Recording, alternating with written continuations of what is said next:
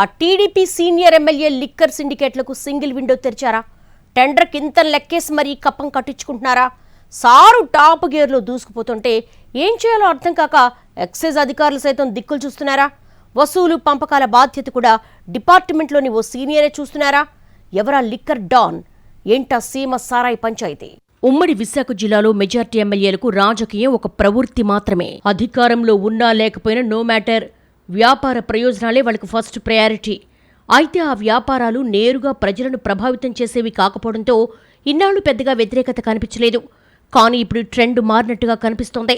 2024 ఎన్నికల తర్వాత కూటమి ఎమ్మెల్యేలు డైరెక్ట్ అయిపోయారన్న ప్రచారం విస్తృతంగా జరుగుతోంది. వైన్ మైన్ ల్యాండ్ ఇతరత్ర ఏ డీల్ అయినా సరే ఇప్పుడంతా ఓపెన్ అయినట. జనం ఫీలింగ్స్తో సంబంధం లేకుండా దీపముండగానే ఇల్లు చక్కబెట్టుకుందామన్న వైఖరి పెరిగిపోయింది అన్న చర్చ నడుస్తోంది విశాఖలో. ఆ క్రమంలో చాప కింద నీరుడా వ్యతిరేకత పెరుగుతున్నా ఎమ్మెల్యేల తీరు మాత్రం పిల్లి కళ్లు మూసుకుని పాలు తాగుతున్న చందంగా ఉందన్న విమర్శలు పెరిగిపోతున్నాయి. ఇందులో భాగంగానే టీడీపీకి చెందిన ఓ సీనియర్ శాసనసభ్యుడి వైఖరి గురించి రకరకాలుగా మాట్లాడేసుకుంటున్నారు. ఆయన గారి లిక్కర్ లెక్కలు బెదిరింపుల పంచాయతీల చుట్టూ ఆసక్తికరమైన చర్చ నడుస్తోంది విశాఖలో. ఇటీవలి కాలంలో ఆ సీనియర్ ఎమ్మెల్యే దూకుడు ఎక్కువ కావడంతో చివరకు బార్స్ టెండర్లు వేసేందుకు కూడా వ్యాపారులు ముందుకు రావటం లేదని చెప్పుకుంటున్నారు. ఈ విషయంలో ముందు ఎక్సైజ్ అధికారులు కూడా కాస్త గందరగోళపడ్డారట.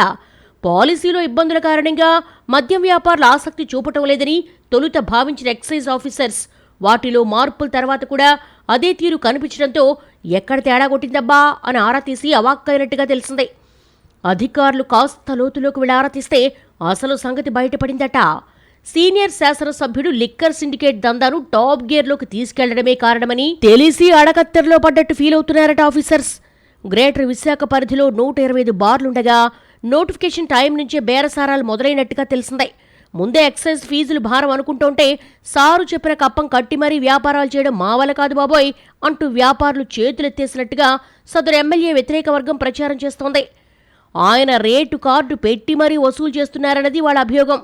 ఒక్కో బార్ లైసెన్స్కు 2 లక్షల కప్పం కట్టడంతో పాటు నెలకు 50,000 ఫిక్స్ చేసి మరీ వసూలు చేసేస్తున్నట్టుగా చెప్పుకుంటున్నారు. ఆ విధంగా బార్ల లైసెన్సుల వ్యవహారంలో ఏకమొత్తంగా దాదాపు 2.5 కోట్లు చేతులు మారాయన్నది వైసీపీ ఆరోపణ. ఇవి కాకుండా ఇక ప్రతి నెలా సదరు liquor don cum TDP senior MLA ద్వారా వసూలయ్యే మొత్తం 1/2 కోటికి పైగా ఉంటుందని చెప్పుకుంటున్నారు. అయితే తిలాపాపం తలా పిడికిడన్నట్టు వసూలు చేసిన దాంట్లో కొంత మొత్తాన్ని ఆయన ఇతర శాసనసభ్యులకు కూడా షేర్ చేస్తున్నట్లుగా గుసగుసలు వినిపిస్తున్నాయి. ఎమ్మెల్యే వ్యవహార శైలిపై వాళ్లకు కూడా వ్యతిరేకత ఉన్నప్పటికీ కరెన్సీ నోట్ల దెబ్బకు కామైపోతున్నారన్న చర్చ నడుస్తోంది వైజాగ్లో.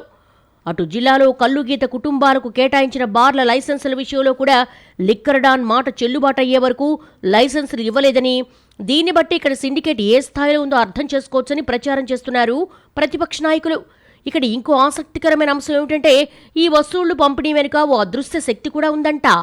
ఎక్సైజ్ శాఖలోని ఓ సీనియర్ అధికారి కీలక పాత్ర పోషిస్తున్నట్టుగా గుసగుసలు పెరిగిపోతున్నాయి. ఎమ్మెల్యే తరపున కప్పం వసూలు చేసి చెప్పినట్టుగా అందరికీ వాటాలు పంచే బాధ్యతను సుదీర్ఘకాలంగా సిటీలోనే పనిచేస్తున్న ఉన్నతాధికారికి అప్పగించినట్లుగా ఎక్సైజ్ వర్గాల్లోనే మాట్లాడుకుంటున్నారు.